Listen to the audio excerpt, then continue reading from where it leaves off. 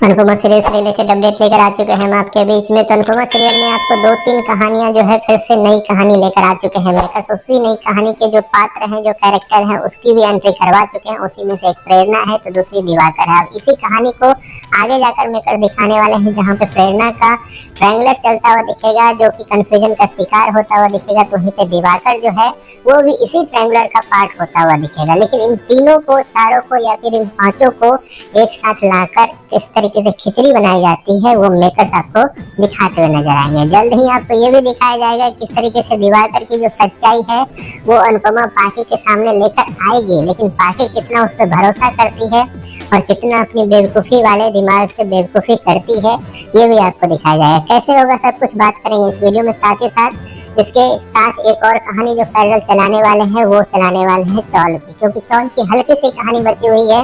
उसको खत्म करने के लिए अनुपमा को वहाँ जाना है और उससे वहाँ टैकल करना है। लेकिन उससे बीच में जो है आपको ये पार्टी वर्सेस दिवाकर या पार्टी के साथ दिवाकर जो है ये कहानी आपको दिखाई जाएगी, जिसमें जल्द ही आपको पता चलेगा कि अनुपमा जो है दिवाकर की सच्चाई जो है एक बार फिर से पार्टी के सामने रखती हुई नजर आएगी। जब दिवाकर का वो रूप जो कि राही के लिए है, उसका राही को डराने का काम या फिर राही को धमकाने का काम, ये रूप जो है कहीं ना कहीं अनुपमा जो है पार्टी के सामने रखेगी। या पार्टी फिर से उस पर विश्वास करती है या नहीं है, इसका जवाब है बिल्कुल नहीं। वो विश्वास फिर नहीं करेगी।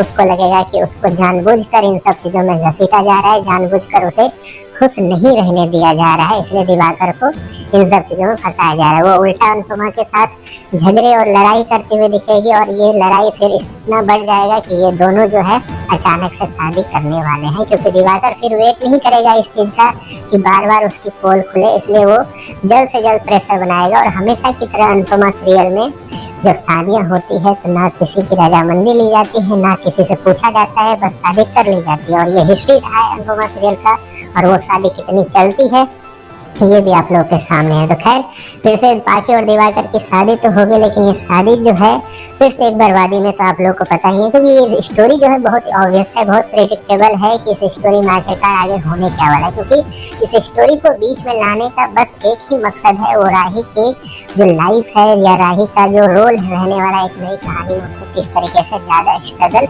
रूप से बनाया जाए। और उसी चीज में राही दोनों तरफ से फंसती हुई नजर आएगी, जहाँ एक तरफ प्रेरणा से वो डील करती हुई नजर आएगी, तो दूसरी तरफ ये दिवाकर है जो उसको परेशान करता हुआ नजर आएगा। जहाँ प्रेम अपने बिजनेस को देकर उसमें काफी ज्यादा बिजी रहने वाला है, तो वहीं पर राही के साथ आपको मेकर्स आगे जाकर कुछ ना कुछ बुरा तो दिखाने वाले ही हैं। आप कितने एक्साइटेड हो, ये एक नई स्टोरी और ये नए कास्ट जिसको लेकर मेकर्स आपके सामने आए हैं, इसको लेकर आपकी क्या राय है, इससे आपकी जो भी सोच है कमेंट बॉक्स में जरूर बताएं कि मेकर्स को ये शादी वाला एंगल जो है जल्द से जल्द खत्म करना चाहिए या नहीं है, या फिर